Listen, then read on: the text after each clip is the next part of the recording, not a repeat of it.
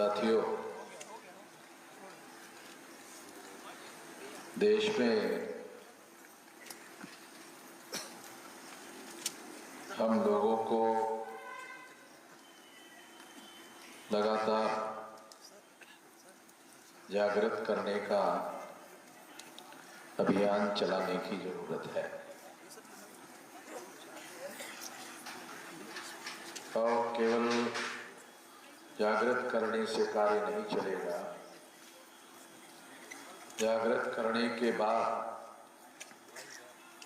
संगठित करने की जरूरत है।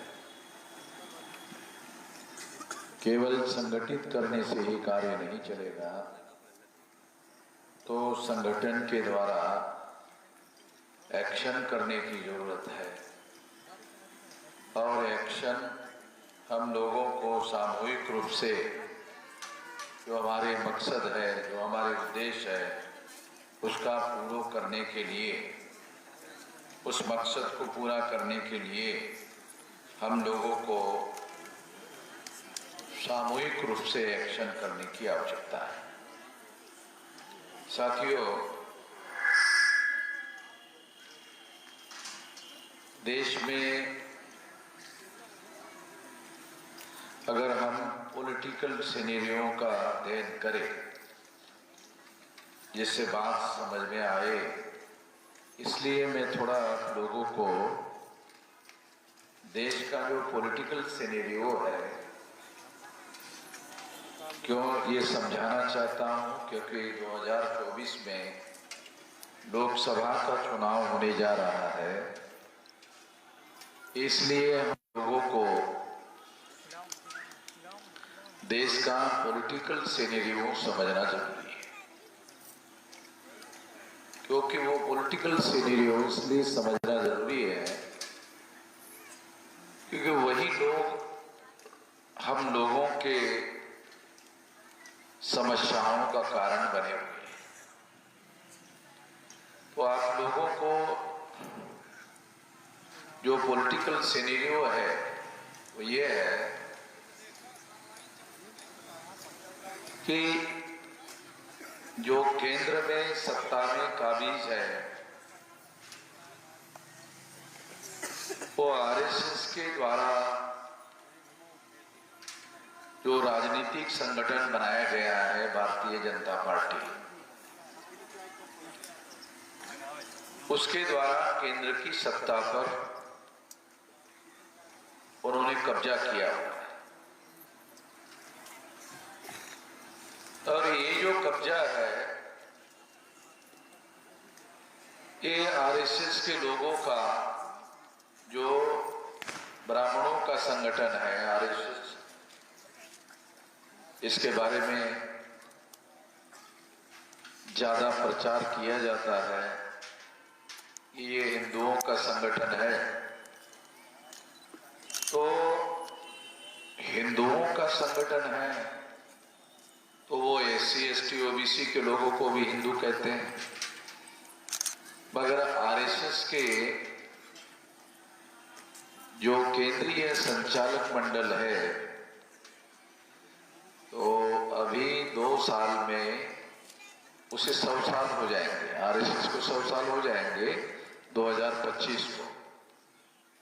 तो 100 साल में उसका जो केंद्रीय संचालक मंडल है उसमें एक भी शेड्यूल कास्ट का आदमी आज तक शामिल नहीं हुआ, एक भी शेड्यूल ट्राइब का आदमी शामिल नहीं हुआ, एक भी ओबीसी का आदमी शामिल नहीं हुआ।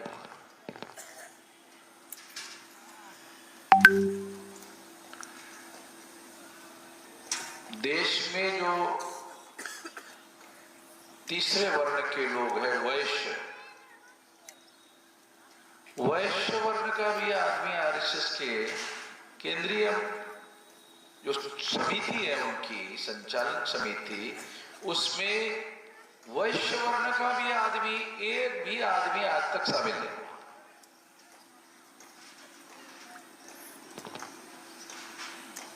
तो इससे पता चलता है कि जो लोग इन लोगों को हिंदू कहते हैं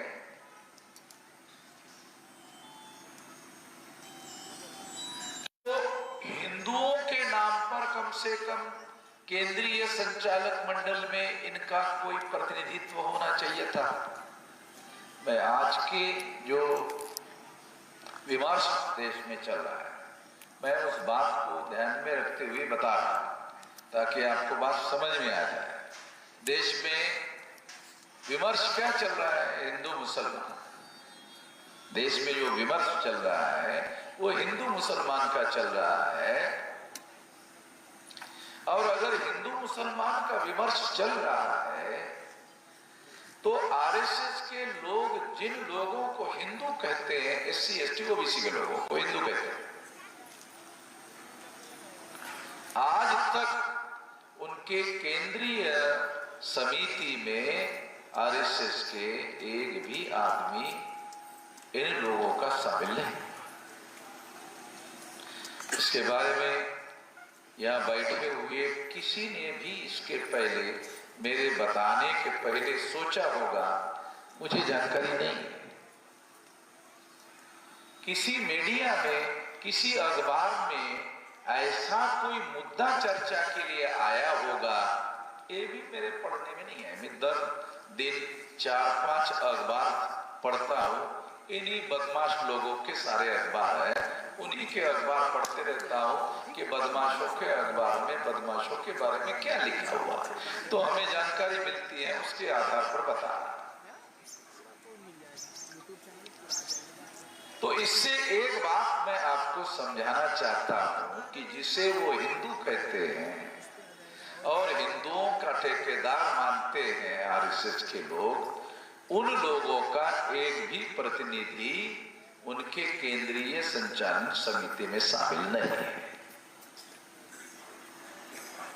इसका मतलब यह है कि वो लोग इन लोगों को ऐसे किसी कमेटी में शामिल नहीं करवाना चाहते हैं जिसमें वो पॉलिसी निर्धारित करने का काम करे। एक बात हमको समझना होगा। दूसरी महत्वपूर्ण बात मैं आप लोगों को बताना चाहता हूं कि जिन लोगों को वो हिंदू कहते हैं, यानी इसका मतलब ये है कि ये लोग हिंदू धर्मी लोग हैं, ऐसा वो कहते हैं। तो हिंदू धर्म नाम का जो शब्द है या हिंदू नाम का जो शब्द है, ये आक्रांता मुसलमानों के द्वारा दिया हुआ है। एक हमारे मुस्लिम साथी यहाँ वक्ता थे, वो उन्होंने बहुत अच्छे अच्छे शेर आपको सुना है। तो ये शेर जो है 2-2 लाइन के होते हैं, इनको शेर क्यों कहा जाता है मुझे मालूम नहीं है। मैं तो जो शेर जंगलों में रहता है उसी को शेर मानते रहता हूँ, मगर जो लंबी कविता में नहीं बताया जा सकता वो सारा 2 लाइन में बताया जा सकता है, शायद इसीलिए इसको शेर कहा जाता है। तो वो कह रहे थे, तो अच्छे जानकार व्यक्ति है, वो भी लास्ट में उनका जय हिंद ऐसा उन्होंने कहा। तो आपको बताने के लिए समझा रहा हूं कि शब्द कितने महत्वपूर्ण होते हैं, इसके बारे में हम लोग जागृत नहीं है। शब्द भी कितने महत्वपूर्ण होते हैं कि जो आक्रांता मुसलमान है वो यहाँ के लोगों को उन्होंने हिंदू कहा, और ब्राह्मण लोग मुसलमानों को गरिया रहते हैं, दिली गरियाते रहते हैं, मगर उनका ही नाम दिया हुआ, उनके धर्म को दिया हुआ नाम, उनका ही नाम लेते रहते हैं, उनका ही नाम स्वीकार करते हैं। साला ब्राह्मणों को बिल्कुल कोई शर्म नहीं लगती। ये मुसलमानों का दिया हुआ नाम है हिंदू। यानी जिन आक्रांता मुसलमानों ने यहाँ के लोगों को पराजित किया, उनका पराजित लोगों को दिया हुआ नाम है हिंदू। ये ब्राह्मण अब एससी एसटी ओबीसी के लोगों को हिंदू कहते हैं। तो इसका मतलब है राजकोट का दयानंद सरस्वती नाम का ब्राह्मण है, उसने कहा हिंदू तो मुसलमान की दी हुई गाली है। दयानंद सरस्वती नाम के साथ बोल रहा, दयानंद सरस्वती नाम का ब्राह्मण है, उसने कहा हिंदू मुसलमान की दी हुई गाली है। तो मेरा ये कहना है अगर ये गाली है तो तुम साले हमको क्यों दे रहे हो गाली है? ये मुसलमानों की दी हुई गाली है ऐसा तुम कह रहे हो, इसलिए हमें नहीं चाहिए ऐसा तुम कह रहे हो। वो हमें क्यों गाली दे रहे हैं? हिंदू नाम से हमें क्यों गाली दे रहे हैं? मगर जो लोग ये समझाने के लिए बता रहा हूं, बैकवर्ड क्लास के लोगों को, यहाँ जितने लोग आए हैं उतने नहीं, जो अभी नहीं आए उन लोगों को समझाना जरूरी है कि जिसे ब्राह्मण लोग हिंदू धर्म के नाम पर परोस रहे हैं, आपके सामने खाना परोस रहे हैं, वो ब्राह्मण धर्म है, हिंदू धर्म नहीं है। ब्राह्मण धर्म की क्या पहचान है? ब्राह्मण धर्म की पहचान है, पहले तो वो वर्ण धर्म को मानते हैं, ब्राह्मण क्षत्रिय वैश्य शूद्र। दूसरा जाति धर्म को मानते हैं। तीसरा अस्पृश्यता को मानते हैं। चौथा आदिवासियों को सेग्रीगेट करने के सिद्धांत को मानते हैं। महिलाओं को दास बनाने को मानते हैं। शूद्रत्व पिछड़े वर्ग पर थोपने के सिद्धांत को मानते हैं और तमाम बातें हैं उनको मानते हैं। ये सारे लक्षण ब्राह्मण धर्म के हैं। इस ब्राह्मण धर्म के बारे में आरएसएस ने अपने जीवन काल में कागज में रेजोल्यूशन तक पास नहीं किया। कागज करने धरने का छोड़ो, इसके विरोध में कुछ करना है, अरे करने का छोड़ो, कागज में रेजोल्यूशन तक इसके विरोध में पास नहीं किया। ये क्यों बता रहा हूं? इसलिए बता रहा हूं कि जब वो कागज में इसके विरोध में रेजोल्यूशन पास नहीं करते हैं, इसका मतलब है वो व्यवहार में उसके समर्थन में है। 26 जनवरी 1950 को संविधान लागू हुआ और हर 21 साल के व्यक्ति को वोट का अधिकार हुआ। 21 साल के व्यक्ति को वोट का अधिकार मिला। अब ब्राह्मणों की संख्या 3.5% है। ब्राह्मणों की संख्या 3.5% है और 3.5% की कांग्रेस है और 3.5% की बीजेपी है। और 3.5% लोग हम लोगों को हिंदू बनाकर, अभी मैं जब भवन से इधर आया तो अखबार पढ़ रहा था, तो अखबार में एक खबर थी। उस खबर में क्या लिखा था? नहीं, आरएसएस के भाजपा के लोग कट्टर हिंदुत्व के सिद्धांत को लेकर चल रहे हैं। वो लिखा था एक कट्टर हिंदुत्व के सिद्धांत को लेकर चल रहे हैं। तो कांग्रेस को नरम हिंदुत्व को लेकर चलना चाहिए। यानी नरम हिंदुत्व अलग है, कट्टर हिंदुत्व अलग है। बेवकूफी की सारी हद होनी चाहिए हम लोगों को। अरे कितना मूर्ख बनाओगे भाई? वही यानी वो कीचड़ से कीचड़ धोना चाहते, साला कीचड़ से कीचड़ धो सकते हैं? कीचड़ से कीचड़ धो सकते हैं। नरम वाला कीचड़ ले लो, थोड़ा सा एक सख्त वाला कीचड़ ले लो। नरम वाला कीचड़ सख्त वाला कीचड़ साफ कर लेगा? कैसे करेगा?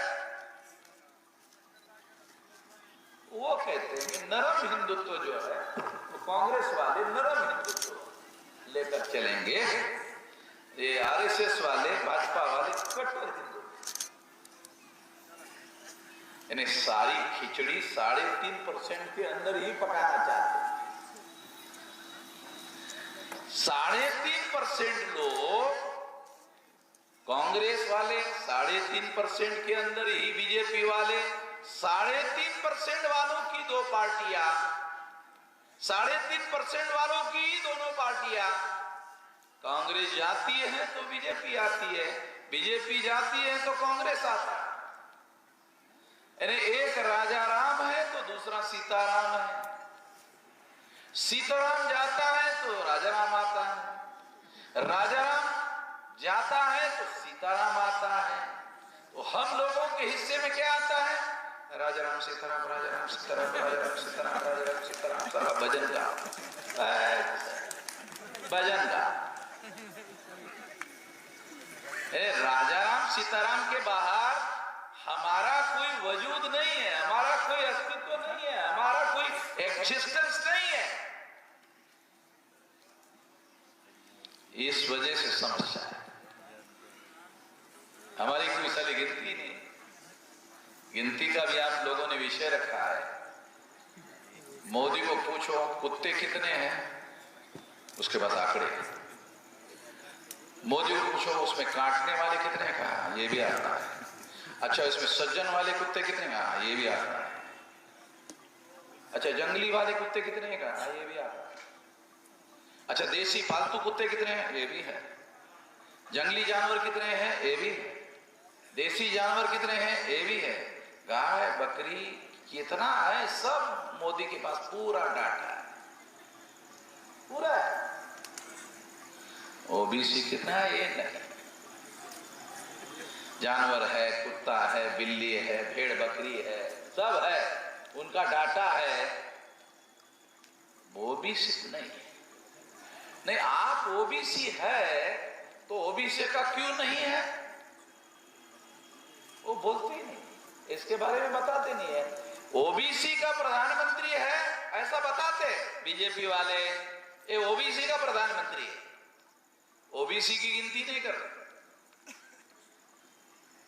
ओबीसी की गिनती करने के लिए तैयार नहीं है। बिहार के सरकार ने, नीतीश कुमार ने ओबीसी गिनती की, सारे देश के लोगों को आंकड़े बता दिए, और आंकड़े बताया तो पता चला ओबीसी की संख्या 52% नहीं है, 64% है। शायद आप लोगों ने ध्यान नहीं दिया इस बात का, केयरफुली ध्यान देने की जरूरत है। ओबीसी की संख्या 52% नहीं 64% है। ये आंकड़ा नीतीश कुमार ने बिहार में बताया। इसका मतलब ये है कि लगभग सारे देश भर में 64% ओबीसी के लोग। तो पता चलता है कि आरएसएस के लोग, भाजपा के लोग गिनती क्यों नहीं करना चाहते। यानी आपको जानवरों को गिनने के लिए तैयार है, मगर हमारे लोगों की गिनती करने के लिए भी तैयार नहीं। मगर हिंदू मुसलमान वाला मामला डेली चर्चा का विषय। हिंदू मुसलमान जब से भाजपा की केंद्र में सरकार बनी तब से नया विमर्श आया है भारत में, वो है हिंदू मुसलमान। हिंदू मुसलमान यानी जो मुसलमान नहीं है वो सब हिंदू है, जो मुसलमान नहीं है वो हिंदू है।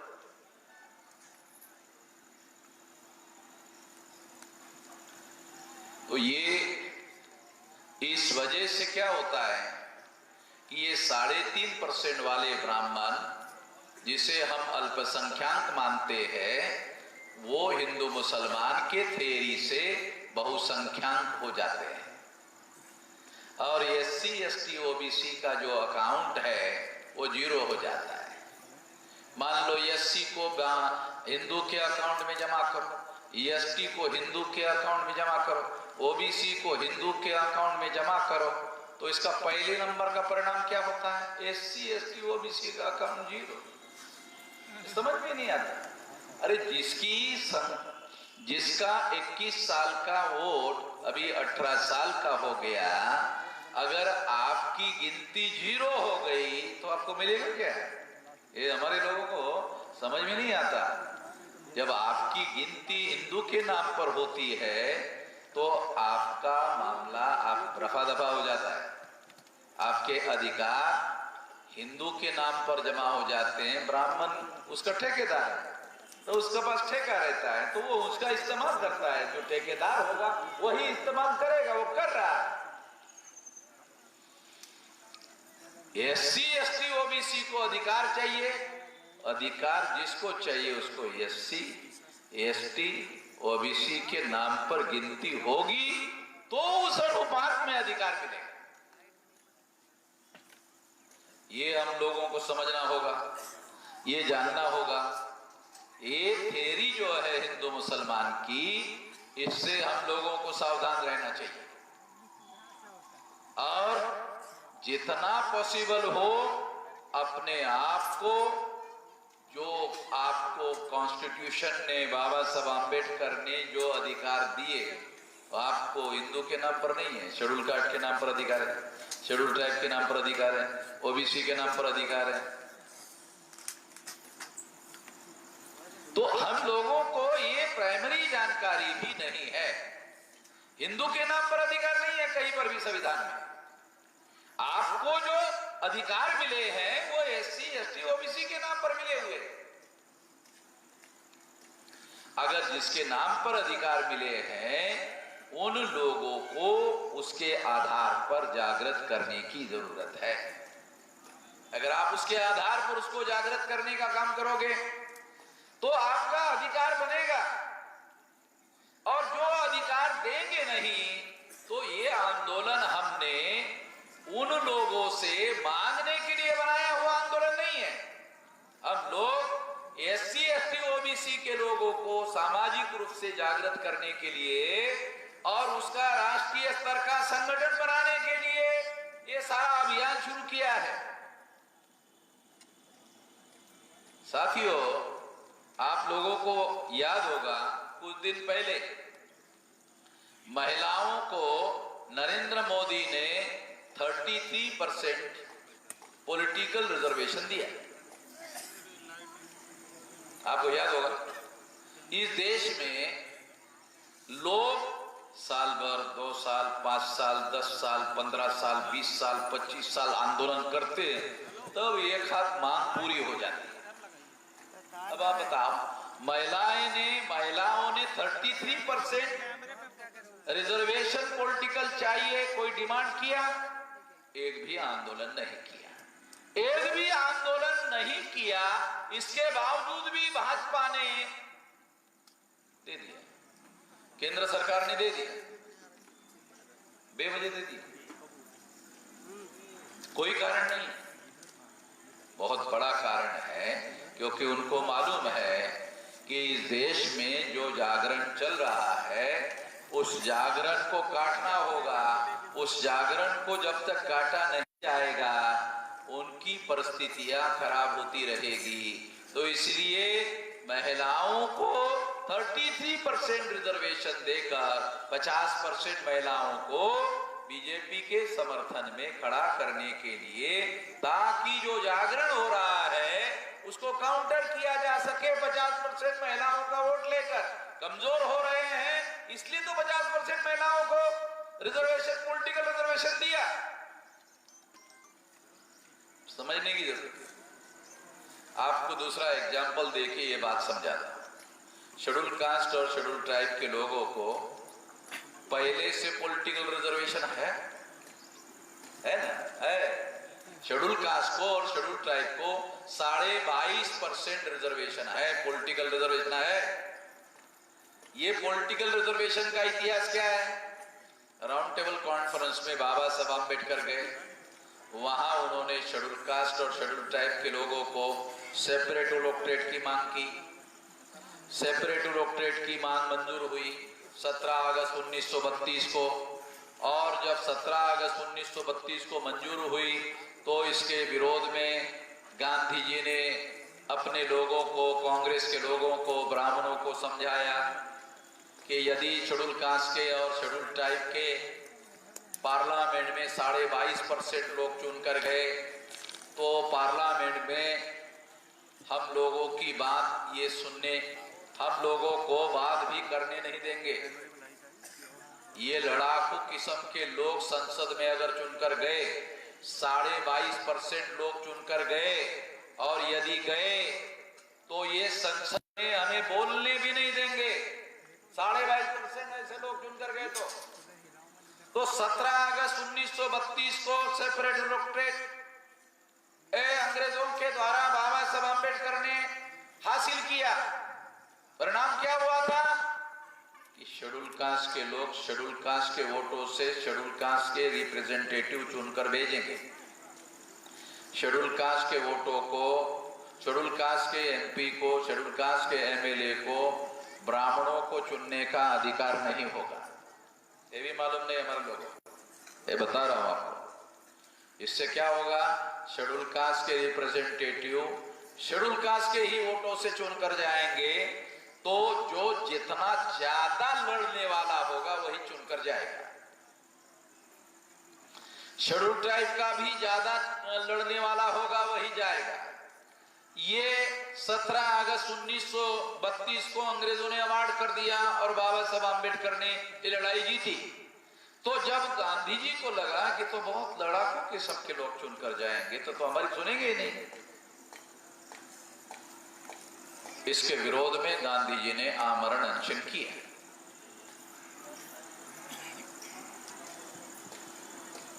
है पता?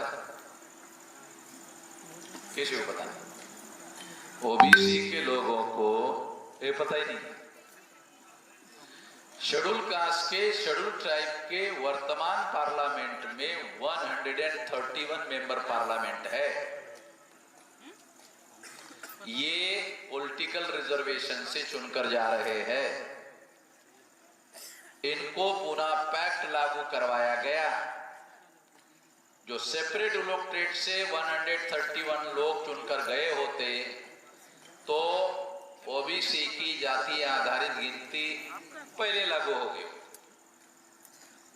ओबीसी के लोगों ने क्या किया, गांधी ने जब इसके विरोध में आमरण अनशन किया, जो शेड्यूल कास्ट शेड्यूल ट्राइब को सेपरेट इलेक्टोरेट मिला, उसके विरोध में गांधी ने आमरण अनशन किया। ओबीसी ने गांधी का साथ दिया। गांधी का साथ देने से क्या हुआ, जॉइंट इलेक्टोरेट आ गया, सेपरेट इलेक्टोरेट खत्म हो गया, जॉइंट इलेक्टोरेट आ गया। जॉइंट इलेक्टोरेट से 131 मेंबर पार्लियामेंट शेड्यूल कास्ट और शेड्यूल ट्राइब के चुनकर जा रहे हैं। बीजेपी के जा रहे हैं, कांग्रेस के जा रहे हैं। वो लोग ओबीसी की जाति आधारित गिनती नहीं होनी चाहिए, ये जो ब्राह्मणों का कहना है उसका साथ दे रहे। समझ में आ रहा? ये तो बहुत पुराना 2000 साल का इतिहास नहीं बता रहा हूं। अरे ये इतिहास 24 सितंबर 1932 का है। अभी 100 साल भी नहीं हुए हैं। जो ओबीसी का समस्या का संकट फंसा हुआ है, ये शेड्यूल कास्ट और शेड्यूल ट्राइब के लोग 17 अगस्त 1932 को जो सेपरेट इलेक्टोरेट से चुनकर गए होते, ओबीसी की जाति आधारित गिनती भी हो गई होती और एससी एसटी ओबीसी का आजाद भारत में रूल होता, राज होता। शेड्यूल कास्ट शेड्यूल ट्राइब के 17 अगस्त 1932 को सेपरेट इलेक्टोरेट के तहत अगर लागू होता, 131 मेंबर पार्लियामेंट चुनकर जाते और ये कांग्रेस के नहीं होते, ये बीजेपी के नहीं होते, तो वो ओबीसी के समर्थन में खड़े हो जाते। अभी वो कांग्रेस के हैं, अभी वो बीजेपी के हैं, तो बीजेपी कांग्रेस के जो शेड्यूल कास्ट शेड्यूल ट्राइब के एमएलए एमपी चुनकर जाते हैं, वो भी आरएसएस के, बीजेपी के, कांग्रेस के समर्थन में। तो आपके ओबीसी के जाति आधारित गिनती के लिए समर्थन नहीं कर रहे। क्यों? उनका फैसला एससी एसटी के जो मेंबर पार्लियामेंट है वो कांग्रेस बीजेपी, उनका फैसला कांग्रेस हाई कमांड कर रही है, उनका फैसला बीजेपी हाई कमांड कर रही है। उनका फैसला कहां कर रहे हैं वो शेड्यूल कास्ट शेड्यूल ट्राइब के लोग। इसका समर्थन गांधी का ओबीसी के लोगों ने किया। इस वजह से ये दलाल और भड़वे पैदा होते हैं। ये हमारे आईएएस अधिकारी शायद उस समय बोलना चाहते थे मगर नहीं बोलूंगा, तो मैं बोल लेता हूं। वो दलाल और भड़वे लोग सुनकर जाते हैं। ये जो शेड्यूल कास्ट और शेड्यूल ट्राइब के जो पॉलिटिकल रिजर्वेशन में जॉइंट इलेक्टोरेट लागू हो गया, उसमें दलाल और भड़ुए लोग चुनकर जा रहे हैं शेड्यूल कास्ट शेड्यूल ट्राइब के। गांधी की वजह से और ओबीसी के भी वजह से, और इस वजह से ओबीसी आज संकट में फंसा हुआ है। वो जो दलाल और भड़वे जॉइंट इलेक्टोरेट में पैदा हुए, वो जॉइंट इलेक्टोरेट पॉलिटिकल रिजर्वेशन, वो जिसमें दलाल और भड़वे पैदा हुए, वो पॉलिटिकल मोदी ने महिलाओं को दी है किसी को पता? तालियां बजाने वाले जड़े हिजड़ी भी तालियां बजाते रहते, पता है?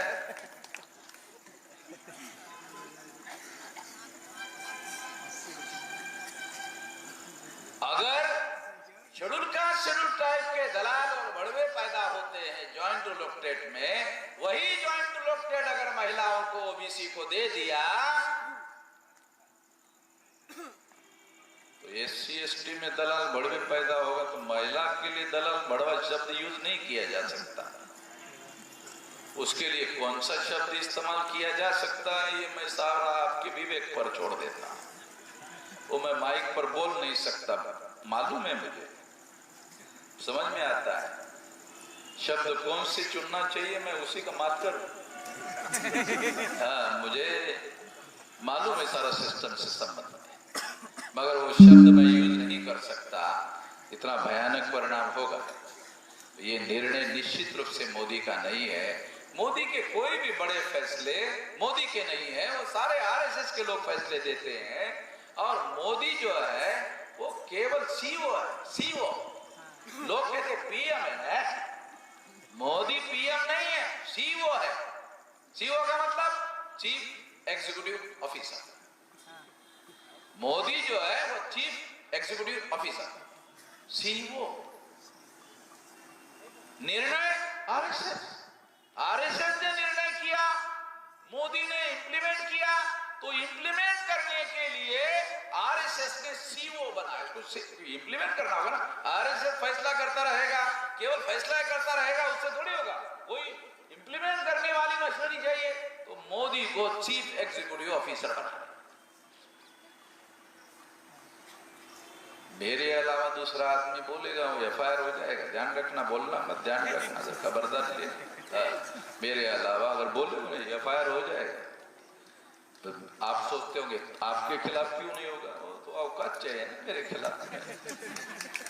मेरे खिलाफ एफआईआर करने के लिए औकात चाहिए, क्योंकि गांधी जी जेल में जाते जाते ही महान हो गए थे।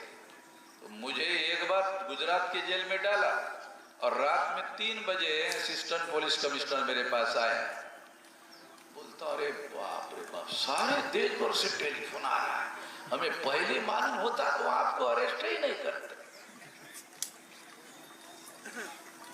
तो मैंने कहा अभी छोड़ दो, रात के 3 बजे नहीं, हम तो वेट कर रहे, इसलिए जगा हुआ हूं, ऊपर से टेलीफोन आ रहा बार बार, इसलिए जगा हुआ हूं। सवेरे 6-7 बजे छोड़ देंगे। वो भी आपको अरेस्ट किया, इसलिए जज के सामने हाजिर करना पड़ता है, 10 बजे तक तो रखना ही पड़ेगा, मजबूरी है। उधर जज के सामने रखा, कोई सरकार ने विरोध नहीं किया, तो जाने दो, ये तो जितना अंदर रहेगा उतना हमारा सरदर्दी सारे देश भर में। पुलिस स्टेशन को घेर लिया सारे देश भर में इनके लोगों ने। तो साथियों, हम लोगों को, संगठन चलाने वाले लोगों को, मासेस का, पढ़े लिखे लोगों का संगठन आपको बनाना होगा, और इसके लिए जेल में जाने के लिए तैयार रहना चाहिए। जो भी हम संगठन बना रहे हैं, तो ध्यान रखो कि हम अपने आप को मानसिक रूप से तैयार करो कि जेल में जाना। अपने हक अधिकार को हासिल करने के लिए, जेल में जाने के लिए आपको तैयार रहना है। पुलिस चौकी में जब भी कोई आंदोलन मोर्चा करते हो, तो वो इंस्पेक्टर क्या बोलता है? जेल में डाल दूंगा, जेल में डाल दूंगा, ऐसा बोलता है पुलिस वाला। उसको बोलने की चलो चलो, बोला रुको, वो बोलता फिर रुको। क्यों? अरे डर नहीं रहा, मैं तो डराने के लिए उसको जेल की बात किया था। अगर ये जेल के नाम से डर नहीं रहा, तो इसको जेल में डालने का कोई मतलब ही नहीं। तो डराने के लिए जेल में डाला जाता है, तो डर नहीं रहा है। तो जो जेल में जाने के लिए तैयार रहता है, उसको देश में, दुनिया में कोई जेल में नहीं डालता। जो जेल में जाने के लिए डरता है, उसी को जेल में डाल दूंगा, ऐसा कहता है। तो आंदोलन हम लोगों को, करने वाले लोगों को जेल में जाने के लिए तैयार रहना चाहिए। अगर ऐसा आप करते हो, क्योंकि हमारा अभी नया जो रणनीति है उसके अनुसार मैं आपको बता रहा हूं कि वामसेप संगठन शक्ति निर्माण करने की रणनीति पर हम लोग काम कर रहे थे। अभी हम लोग आंदोलन करने के लिए काम करेंगे। राष्ट्रीय पिछड़ा वर्ग मोर्चा के लोगों को भी आंदोलन करने के लिए तैयारी करना चाहिए, और आंदोलन करने के लिए आपको तैयारी करना है तो आपको हर जिले में बैकवर्ड क्लास के लोगों की कमेटी बनाओ, आंदोलन करने वाले लोगों की जिला में कमेटी बनाओ, तहसील में कमेटी बनाओ, ब्लॉक में कमेटी बनाओ, ग्राम पंचायत में कमेटी बनाओ, गांव में कमेटी बनाओ, बैकवर्ड क्लास के लोगों की कमेटी बनाओ। और जितने बैकवर्ड क्लास की जातियां गांव में रहती हैं उनके कम से कम एक एक नौजवानों को उसमें शामिल करो। अगर आप ऐसा करते हो तो अगला आंदोलन ज्यादा संख्या में अगर आप लोग आंदोलन में सहभागी होते हो तो उसको करने का एकमात्र तरीका है कमेटियां बनाओ। जितनी ज्यादा कमेटियां बनाओगे, 75,000 लगभग 75 जिले हैं, 1,000 गांव मान ले तो 75,000 गांव है, मगर मेरे जानकारी में उत्तर प्रदेश में 1,13,000 गांव। तो आप उत्तर प्रदेश में ही अगर मान लो इतना बड़ा संगठन खड़ा कर देते हो तो सारे देश भर में ये आंदोलन की आग फैल जाएगी। तो बैकवर्ड क्लासेस के लोगों का विशाल संगठन खड़ा करना होगा। मैं आखिरी बात कहकर अपनी बात समाप्त करना चाहता हूं। वामसेप के लोगों को सारे देश भर में, भारत मुक्ति मोर्चा के लोगों को सारे देश भर में, राष्ट्रीय पिछड़ा वर्ग मोर्चा का संगठन बनाने के लिए सक्रिय सहयोग देने के लिए निर्देश दिया जाता है। सार्वजनिक रूप से कह रहा हूं, वामसेप के लोगों को, भारत मुक्ति मोर्चा के लोगों को राष्ट्रीय पिछड़ा वर्ग मोर्चा का संगठन बनाने के लिए जितने जिलों में वामसेप संगठन है उतने जिलों में पिछड़ा वर्ग मोर्चा की शाखा होनी चाहिए। और वामसेप के लोगों को, भारत मुक्ति मोर्चा के लोगों को पहल करके बैकवर्ड क्लासेस के लोगों का संगठन खड़ा करना चाहिए। और इसके लिए जो बैकवर्ड क्लास के लोग हमारे अंदर वामसेप के अंदर है उनको नहीं, नए लोगों को तैयार करके कमेटी में ले लो। तो इस तरह से सारे देश भर में बैकवर्ड क्लास का विशाल संगठन खड़ा हो जाएगा और फिर आंदोलन इसके आधार पर बहुत विशाल होगा। क्योंकि अभी हमारी रणनीति आंदोलन करने की है। अभी जैसे ईवीएम मशीन के बारे में हम लोग आंदोलन करने जा रहे हैं 26 तारीख को, उसी तरह से बैकवर्ड क्लास के मुद्दे पर भी लोकसभा के चुनाव के पहले इसके लिए भी सारे देश भर में बहुत बड़ा कार्यक्रम घोषित किया जाएगा। लोकसभा के चुनाव के पहले ये होगा।